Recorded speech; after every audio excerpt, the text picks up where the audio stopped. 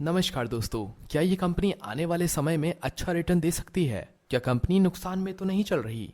क्या कंपनी के स्टॉक को होल्ड करना चाहिए या बेच देना एक बेहतर विकल्प हो सकता है?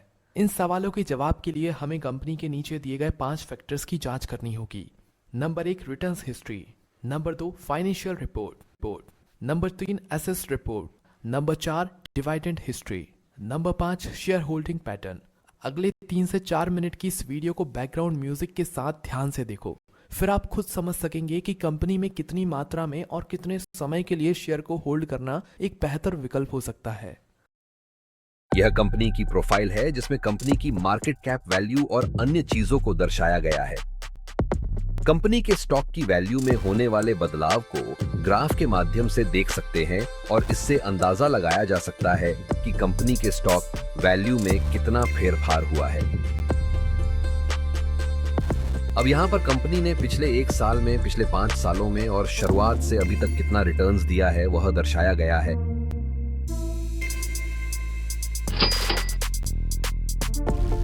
दोस्तों, अब हम कंपनी की फाइनेंशियल रिपोर्ट को देख लेते हैं कि कंपनी कितना रेवेन्यू और प्रॉफिट बना पा रही है। क्योंकि कंपनी को आगे बढ़ने के लिए अच्छा प्रॉफिट बनाना भी जरूरी होता है, तो नीचे की रिपोर्ट पर ध्यान दें।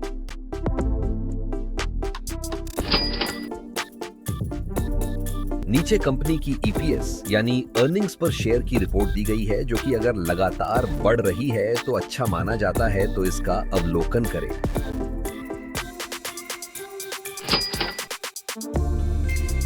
नीचे कंपनी की डीपीएस यानी डिविडेंड पे आउट रेशियो को दर्शाया गया है।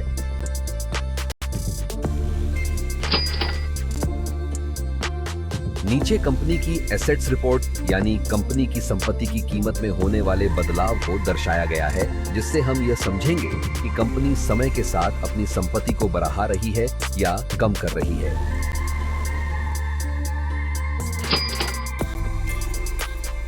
नीचे कंपनी की कैपिटल एक्सपेंडिचर्स की रिपोर्ट को दर्शाया गया है, जो अगर समय के साथ बढ़ता है तो यह कंपनी की ग्रोथ के लिए अच्छा माना जाता है।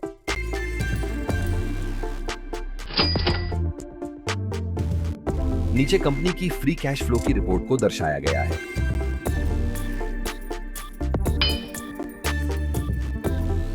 नीचे कंपनी के द्वारा दिए गए पिछले 5 डिविडेंड की रिपोर्ट्स का अवलोकन करें और जाने की कंपनी डिविडेंड के मामले में कैसी रही हुई है।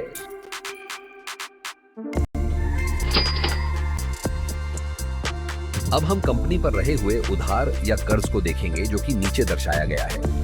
अगर यह समय के साथ कम हो रहा है तो अच्छा माना जा सकता है, पर अगर लगातार बढ़ रहा है तो वह अच्छा संकेत नहीं माना जाता।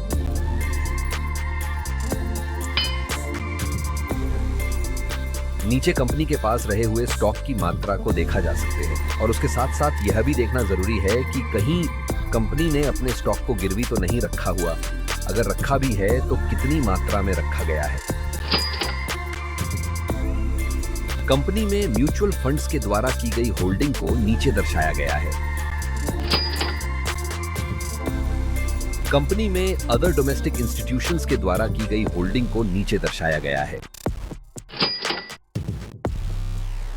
कंपनी में फॉरेन इंस्टीट्यूशंस के द्वारा की गई होल्डिंग को नीचे दर्शाया गया है।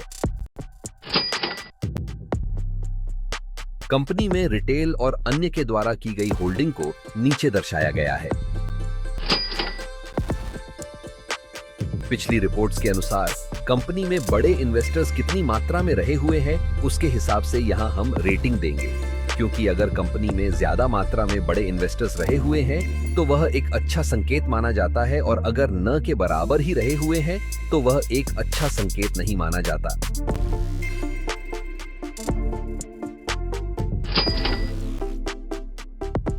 कंपनी में कुछ पॉपुलर प्लेटफॉर्म के द्वारा बताए गए रिस्क को नीचे दर्शाया गया है। कंपनी में निवेश करने के कुछ ऐसे कारण जो कंपनी के स्टॉक की वैल्यू को तेजी से ऊपर ले जाने में मददरूप हो सकते हैं।